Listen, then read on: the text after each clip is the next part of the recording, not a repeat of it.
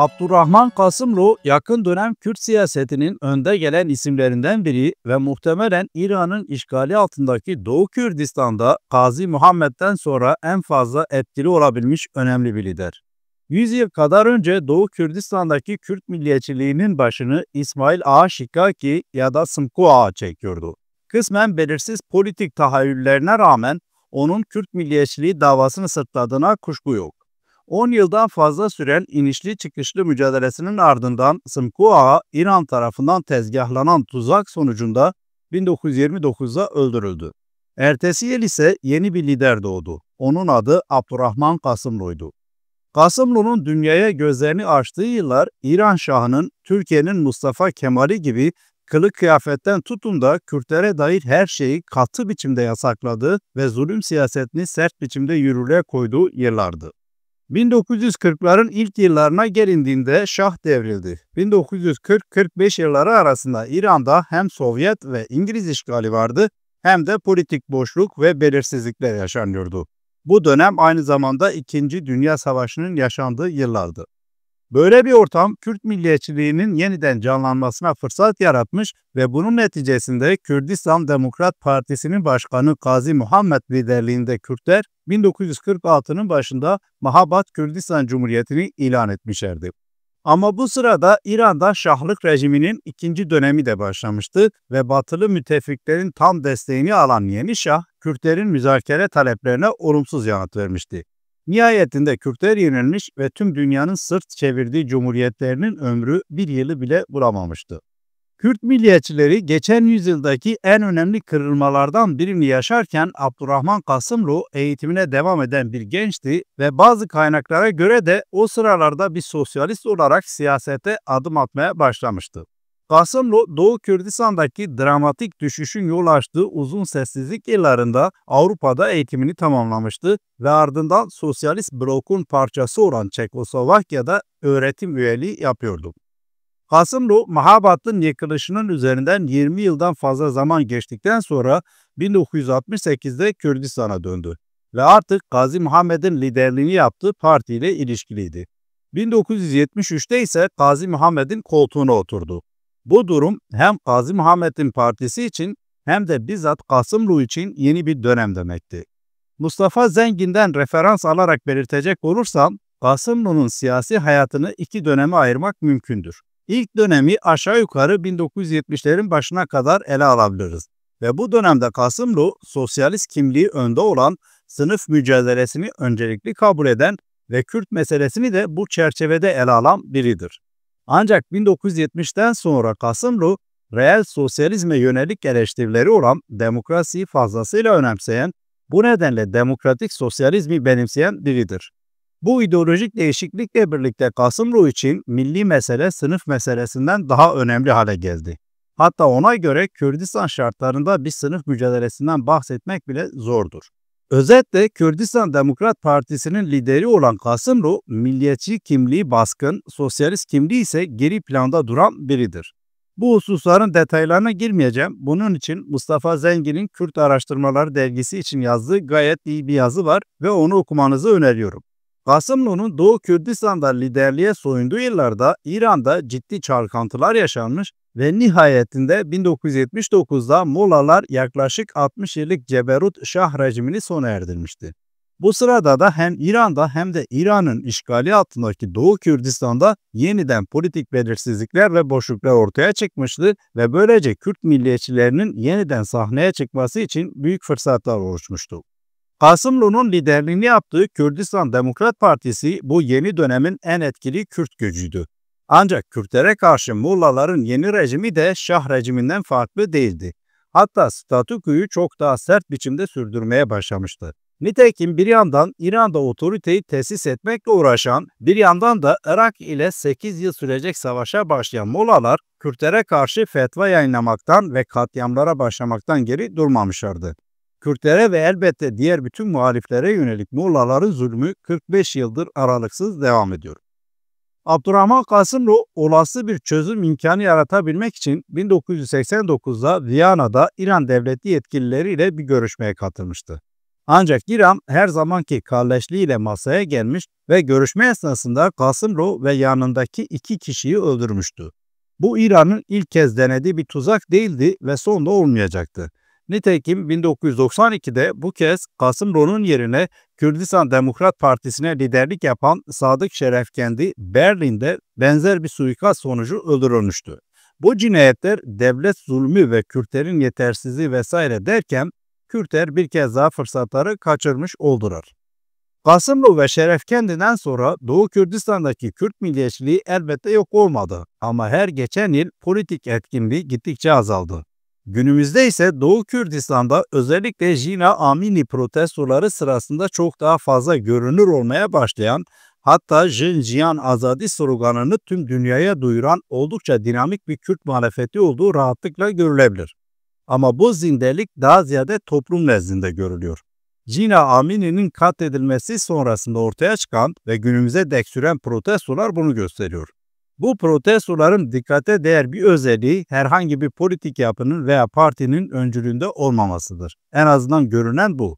Kürt milliyetçiliği olabileceği kadar zinde ve fakat bunu organize edebilecek politik yapılar örneğin 1945 veya 1979'daki gibi etkili olabilecek pozisyonda görülmüyor. Gazi Muhammed'in, Kasımlu'nun ve Şerefkendi'nin liderliğini yaptığı Kürdistan Demokrat Partisi ve başka pek çok parti uzun yıllardan beri Güney Kürdistan'da üstlenmiş durumda. Jina Amini protestoları sonrasında İran, Güney Kürdistan ve Irak üzerinde baskı kurunca bu partiler silahsızlandırıldı, mülteci kamplarına alındı ve böylece Doğu Kürdistan ile İran'da politik dengelerin yeniden değişebilme ihtimalinin yüksek olduğu bir dönemde etkisiz kılındılar. Bununla birlikte 2000'den sonra kurulan, ideolojik olarak PKK'ya yakın duran, aynı dağlık bölgeleri ve hatta kampları paylaşan, Abdullah Öcalan'ı lider kabul eden partiye Jiyana Azata Kürdistan yani PJAK için durum biraz daha farklı. PJAK dikkate alınması gereken bir silahlı güce sahip ve toplum nezdinde de bir karşılık bulmuş durumda. Jina Amini protestolarının sloganı olan ve tüm dünyaya yayılan Jinjiyan Azadi, PJAK ve onunla benzer ideolojiye sahip politik yapılara ait. Yani PKK, PYD vesaire. Bu da Doğu Kürdistan'daki en yeni politik oluşum olmasına rağmen PJAK'ın görünürde diğer kadim partilerden daha etkili olduğunu gösteriyor. Üstelik PJAK diğer partiler gibi silah bırakmadı ve mülteci koşullarına boyun eğmedi. Ancak zaman zaman İran ile silahlı çatışmalara girmişse de PJAK genel itibariyle bundan kaçınıyor. Bir tür ateşkes pozisyonunu tercih ediyor. Bu durumda Doğu Kürdistan'daki olası bir değişimde en fazla PJAK öne çıkarsa bu şaşırtıcı olmayacaktır. Hatta benzer ideolojiye ve politik hata sahip PYD'nin Rojava'da elde ettiği konumu PJAK'ın Doğu Kürdistan'da elde etmesi mevcut durumda oldukça olası görünüyor. Doğu Kürdistan'daki olası değişim ise hem son birkaç yıldan beri büyük bedellere rağmen devam eden toplumsal muhalefetin hem de İran-İsrail savaşının bölgesel etkisiyle ilgilidir. Malum İsrail'in Ekim 2023'ten sonra Hamas'a karşı başlattığı savaş sonrasında Lübnan'daki Hizbullah'ı ve Suriye'de Esad rejiminin çöküşünü kapsayacak şekilde genişledi ve haliyle bu yapıları finanse eden, kollayan ve silahlandıran İran savaşın kaçınılmaz tarafı haline geldi. Nitekim İsrail, Hamas ve Hizbullah'ı büyük oranda etkisizleştirip aradan çıkarınca Esad da devrilince esas muhatabı İran ile de çatışmaya başladı. İsrail-İran savaşı şimdiye kadar kontrollü ve karşılıklı misilleme saldırılarıyla sürüyor. Ancak buna rağmen bunun İran için epey yıpratıcı olduğu söylenebilir.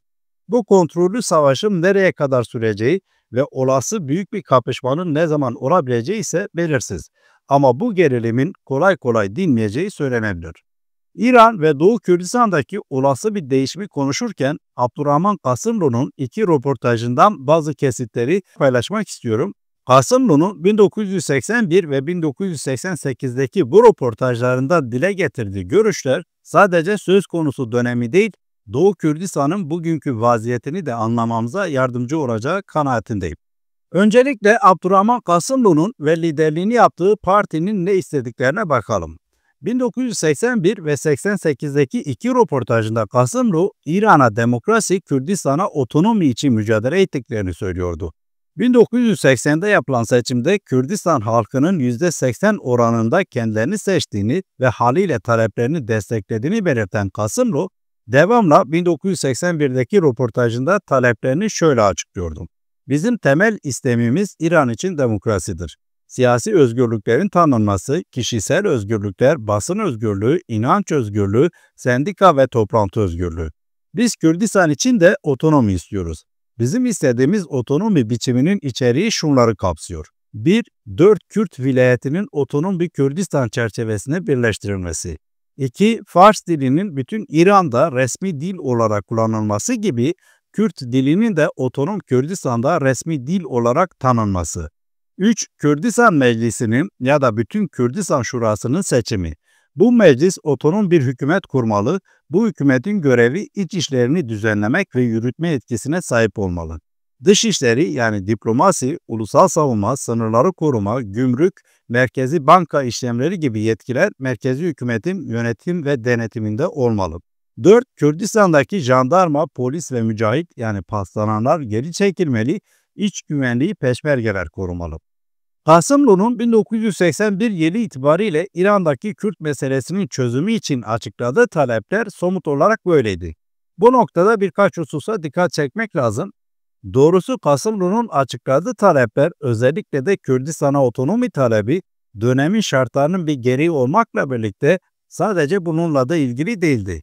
KDP'nin yani Kürdistan Demokrat Partisi'nin kurulduktan sonra Kasım 1945'te açıkladığı deklarasyona bakıldığında da benzer taleplerin olduğu görülebilir. Örneğin şu maddeler. 1. İran'daki Kürt halkı yerel sorunların çözümünde idari serbestliğe sahip olmalı ve kendi kendini yönetebilmeli. İran devleti sınırları içinde özellik elde etmelidir. 2. Kürt dili eğitimde kullanılmalı ve idari işlerde resmi dil olmalıdır. 3. Kürdistan Eyalet Konseyi derhal anayasaya uygun olarak seçilmeli, devlet ve toplum ile ilgili konuları denetlemeli ve araştırmalıdır. 4. Tüm devlet yetkilileri yerel kökenli olmalıdır. Gazi Muhammed'in liderliğinde KDP bu talepleri açıkladıktan birkaç ay sonra Mahabat Kürdistan Cumhuriyeti'nin kuruluşunu ilan etmişti. Ancak buna rağmen Gazi Muhammed ve partisi Tahran'la tüm köprüleri atmamıştı. Her fırsatta müzakerelere açık olduklarını da bildirmişlerdi. Örneğin Cumhuriyet'in ilanından birkaç ay sonra Kürt meselesinin çözümü için İran hükümetine bir çağrı yapılmış ve çağrıda attığımız bu adım İran'a duyduğumuz sadakatin bir kanıtıdır. Umut ederiz ki hükümet uzattığımız eli geri çevirmez deniliyordu. Haziran 1946'nın başında Fransız basın ajansına demeç veren Gazi Muhammed de Şah tahttan indirildiğinden beri gerçekte bağımsız olduklarını belirtmekle birlikte Kürdistan sorunu tamamen bir iç meseledir diyordu ve bunun çözümü için şunları açıklıyordu. Eğer merkezi hükümet İran genelinde demokratik yasaları uygulamaya karar verir, Kürdistan'da şu anda yürürlükte olan Kürtlerin eğitimi, yerel idare ve ordunun özelliği ile ilgili yasaları tanırsa Kürtler tatmin olacaktır. Bu tür duyuru ve açıklamalardan da anlaşılacağı üzere dönemin konjonktürel şartları bağımsız bir cumhuriyetin ilanını mümkün kılmıştı. Ve elbette Gazi Muhammed ve arkadaşların hayali de buydu. Ancak kısa süreliğine gerçekleşen bu hayal, reel politik gerçekler nedeniyle İran'la varılabilecek olası bir antlaşma sonrasında gözden geçirilebilecek bir fiili durumu da ifade ediyordu. Ve bu durumda tırnak içinde daha realist bir çözüm modeli olarak otonomi elde tutuluyordu. Aslında 1990'lı yıllardaki Güney Kürdistan'ın ve günümüzdeki Rojava'nın yaşadıkları durumlarla bir benzerlik kurulabilir. Nitekim her iki Kürdistan bölgesi de fiili olarak bağımsızdı. Rojava hala da öyle. Güney Kürdistan ise 2003'te Irak'la anlaştıktan sonra resmi federasyon statüsüne kavuştu. İkinci bir husus da şu, bugüne gelindiğinde Doğu Kürdistan'daki Kürtlerin hak ve özgürlüğü için mücadele eden neredeyse tüm örgütlerin Kasımlu'nun açıkladığı çerçevede taleplere sahip oldukları ileri sürülebilir. Örneğin Abdullah Öcalan'ı lider kabul eden PEJAK, Kasımlu'ya benzer biçimde hem ideolojisini demokratik sosyalizm çerçevesinde kurguluyor hem de esas talebini İran'a demokrasi, Kürdistan'a özellik şeklinde formüle ediyor. Epey etkisiz olan Kasımlu'nun partisi KDP de bugün aynı taleplerin arkasında duruyor. Üçüncü bir hususa gelirsek, Kasımlu demokrasiye ve daha ziyade reel sosyalizm eleştirisi çerçevesinde sahiplendiği radikal demokrasiye önem veriyordu. Mustafa Zengin'in gayet yerinde ifade ettiği gibi Kasımlu'nun demokrasi ısrarı politik planlarının gerçek anlamda hayat bulabilmesinin koşulu olarak ileri sürmesinden kaynaklanıyordu. Ayrıyeten ideolojik olarak durduğu yeri de gösteriyordu. Zenginden aktaracak olursam şunlar söylenebilir. Kendisi bu ısrarını iki nedene bağlamaktadır. Birincisi demokrasinin var olan tüm sosyal taleplerin karşılık bulmasında önemli bir role sahip olması. İkincisi de Doğu Kürdistan için otonomi olarak talep ettikleri yönetim tarzının demokrasiyle mümkün olmasıdır. Zira ona göre yani Kasımlu'ya göre hem halkın kendini özgürce ifade etmesi hem de mevcut kurum ve örgütlenmelerin özgür bir şekilde politik mücadele yürütmeleri ancak gerçek demokrasiyle mümkündür. Gerçek bir demokratik rejim olmaksızın Kürt ulusal haklarının temin edilmesinin mümkün olmayacağını, Kürt ulusal hakları elde edilmediği müddetçe rejimin de kelimenin tam anlamıyla demokratik olamayacağını söylemektedir Kasımlı. Kürdistan adına politik idari bir yapı olarak tanınacak olası bir otonominin kalıcı ve güçlü bir demokrasinin olmayışı durumunda her daim yok olma tehlikesiyle karşı karşıya olacağını, böyle bir otonominin devamlılığı ve dayanıklılığının İran'da istikrarlı bir demokrasinin varlığı ile imkan bulacağını belirtmektedir Kasımlı. Anlaşılacağı üzere Kasımlu mevcut İran sınırları dahilinde otonom bir çözüm planlarken bu çözümün gerçek anlamda hayat bulabilmesi ve kalıcı olabilmesi için ve tabi bu durumda Kürtlerle İran devletinin ilişkilerinin sağlam temellere oturtulabilmesi için demokrasiye kilit anlam yüklüyordu. Ancak bununla birlikte Kasımlu mevcut durumda neyin ne kadar mümkün olabileceğini bilebilecek kadar da realistti. Bu yüzden 1988'deki röportajında şöyle diyordu. İran İslam Cumhuriyeti'nin mevcut çerçevesinde ne demokrasi ne de otonomi gerçekleşebilir. Ama biz İran rejimiyle görüşmeleri savaşın bir gereği olarak kabul ediyoruz. Bu bir gerekliliktir. Bu gereklilikten de yararlanmak istiyoruz. İran rejimi bizlerle görüşme talebinde bulunursa görüşürüz. Ama İran rejiminin felsefesi ne otonomiye ne de demokrasiye yol vermektedir. Ben kendim Hümeyni ile konuştuğum zaman İran devrim öncesi bana o zaman Hümeyni demokrasi ve otonominin dışarıdan gelmiş kelimeler olduğunu söyledi. Biz hepimiz İslam'ız, kardeşiz dedi. Ama biz onların nasıl İslam, nasıl kardeş olduklarını daha sonra gördük. Hem de bütün Kürdistan'ı kan içine bırakarak. Şimdiye kadar yani 1988'e kadar halkımızdan 45 bin kişi İran tarafından katledilirken 4500 peşmergemiz de şehit olmuştur. Hakikaten de İran'daki Molla rejiminin diğer bütün olası çözüm metotları bir yana demokrasi konusunda bile büsbütün umutsuz vaka olduğu açıktır ve bugün de bunu rahatlıkla görebiliyoruz. Daha en başta bunun farkında olan Abdurrahman Kasımlu buna rağmen demokrasi ve otonomi taleplerinde ısrarcıydı. Her ne kadar savaşın gerekliliği olarak rejimle görüşme olanlarını geri çevirmediyse de ki sonuncu görüşme denemesi hayatına mal olmuştu, Kasımlu mücadelesinin bir gereği olarak rejim değişikliğini mümkün görüyordu. Rejimin demokratikleşmesi umutsuz bir vaka olsa da verdikleri mücadelenin sonucunda örneğin bir rejim değişikliğine yol açabileceklerine dair inancı da umut verici ve motive ediciydi onun için. Kasımlı'nın açıkladığı otonomi talebine dair dikkat çekmek istediğim bir diğer husus da şöyle, politik olarak bu çözüm seçeneği partisinin programının gereğiydi. Ve fakat Kasımlu başka çözüm imkanlarının da farkındaydı.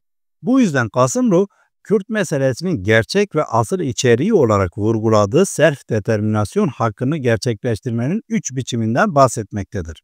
Bağımsızlık, federalizm ve otonomi. Kasımlu'nun ve tabii ki partisinin bu 3 seçenek içinde görece daha zayıf bir idari politik konumu ifade eden otonomiyi esas almasının nedeni ise jeopolitik şartlardı. Kasımlu 1988'deki röportajında bunu şöyle izah ediyordu. Esasen biz ulusların kendi kaderlerini tayin hakkını savunuyoruz. Bu çeşitli formları kapsar. Bağımsız ve federasyon da bu formların içindedir.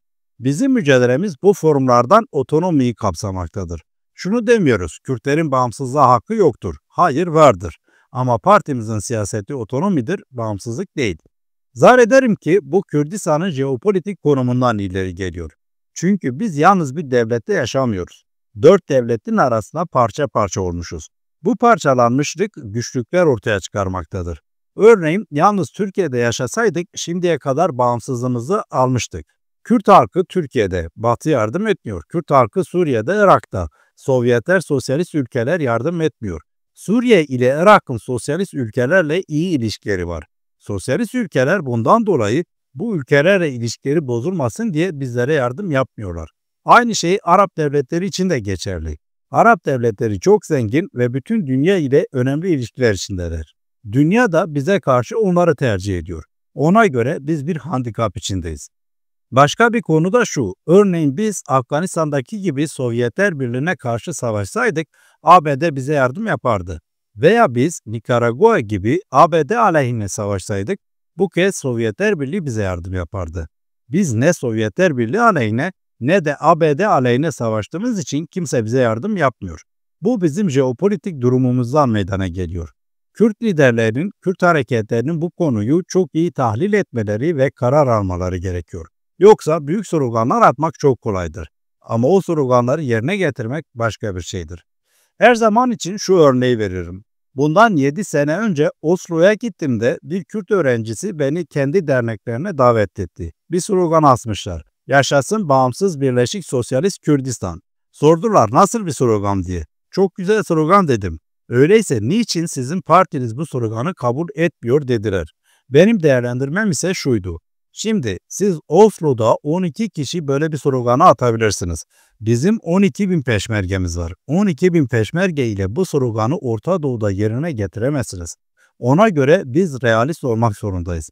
Parça parça olduğumuz bölge petrol merkezidir ve stratejik bakımdan çok mühim bir alandır. Bunların hepsini dikkate aldıktan sonra siyasetimizi ve sloganımızı belirlemek zorundayız. Kasımlı böyle diyordu, biraz uzun bir alıntı oldu ama meramını tam olarak böyle açıklıyordum. Kasımlı'nın neden bağımsızlık veya federasyon seçeneğini değil de otonomiyi tercih ettiklerine dair izahı da böylece anlaşılır oluyor. Ve doğrusu onun kendi ifadesiyle söz ettiği handikap sadece Kasımlı ve partisine özgü değildi. Kürt Araştırmaları dergisi için yazdığım Osmanlı Zimni Sözleşmesi başlıklı yazıda epey detaylı ele aldığım üzere mutlaka okuyun o yazıyı da. Kürdistan'ın 4 parçasındaki Kürt hareketlerinin neredeyse tamamının yola çıktıktan sonra bu jeopolitik veya realpolitik gerekçelerle bir şekilde yüzleşip daha tırnak içinde gerçekçi çözüm arayışlarına yöneldikleri söylenebilir.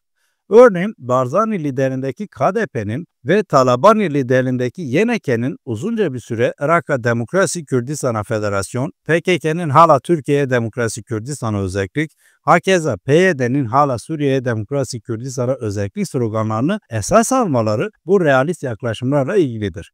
Daha fazla detaya girmeyeceğim. Bu konuyla ilgili de ayrıyeten bir podcast yapmıştım. Epey detaylı bir şekilde bu konuyu ele almıştım. Mutlaka onu da dinleyin. Bu hususların altını çizdikten sonra şimdi de Kasımlı'nın Kürt Birliği ile ilgili ne düşündüğüne kısaca bakmakta fayda görüyorum. Neredeyse bütün Kürt partilerinin, milliyetçilerinin, siyasetçilerinin dilinden düşmeyen bir konu var. Milli birlik meselesi. Doğrusu Ahmedi Hani zamanından beri Kürtlerin en önemli problemi olarak bu hususun altı çizilmiş durumda ve güncel durumda hakikaten de bunun bir karşılığı vardır. Peki Abdurrahman Kasımlı bu konu hakkında ne düşünüyordum? 1981'deki röportajında diğer Kürdistan parçalarındaki Kürt halkının Kurtuluş Savaşı'nın destekçisi olduklarını fakat hiçbir şekilde onların iç işlerine karışmak istemediklerini vurgulayan Kasımlı devamında şunları söylüyordu. Şüphesiz istemimiz şudur ki diğer parçalarda yaşayan Kürt halkının ilerici bir cephe içinde siyasi bir birlik oluşturmalarıdır. Biz bunun için tüm zorunlu olan yardımı yapmaya hazırız. Kasımlı bunları söylerken pratikte diğer Kürt örgütleriyle yaşadıkları ihtilafları göz ardı etmiyordu. Bilakis buna dair sorulara yanıt verirken bu arzusunu dile getiriyordu. Hakikaten de diğer bütün Kürt örgüt ve partileri gibi Kasımlı'nın KDP'si de bazı Kürt parti ve örgütleriyle ihtilaflı olmuştu, hatta çatışmıştı. Örneğin Kasımlı'nın partisi ile Doğu Kürdistan'daki rakibi Komela ve Güney Kürdistan'daki Barzani liderindeki KDP ile ölümlere yol açan çatışmalar yaşanmıştı. Elbette bu çatışmaların pek çok nedeni vardı ama Kasımlı olası bir Kürt birliğini tarif ederken bunlardan ziyade yine jeopolitik gerekçelere başvuruyordu. Bundan hareketle 1988'deki röportajında örneğin Kürtlerin birliği konusunda şöyle bir çerçeve çiziyordu. Bütün Kürdistan'da tek bir cepheyi olanak dahilinde görmüyorum. Çünkü bütün parçalarda şartlar başka türlü. İstediğimiz şeyler de başka. Mesela biz İran'da otonomi isterken Irak Kürtleri gerçek otonomi istemektedir. Bundan kastettiği şey federasyon bu arada. Türkiye'de Kürt halkının varlığı, dili, kültürü gündemde. Bunlardan dolayı ben Kürdistani cepheyi günün sorunu olarak görmüyorum. Gelecekte belki olur ama şimdi değil. Yurt dışında ise durum daha değişiktir. Almanya, İsveç, Fransa gibi bazı ülkelerde işbirlikleri oluyor. Kürt hareketleri ve bizlere yardım eden uluslararası kuruluşların çalışmalarıyla iki hedef üzerinde işbirliği yapılabilir. Birincisi, Kürt halkının kendi kaderini tayin etme konusunda bütün Kürt örgütleri anlaşmaktadırlar. İkincisi, insan hakları konusunda olabilir. Bu iki hedefi gerçekleştirmek için bütün ülkelerde komiteler kurup ortak çalışmalar yapılabilir. Bu kurumlar arasında demokratik bir ilişki ve tolerans olması gerekiyor.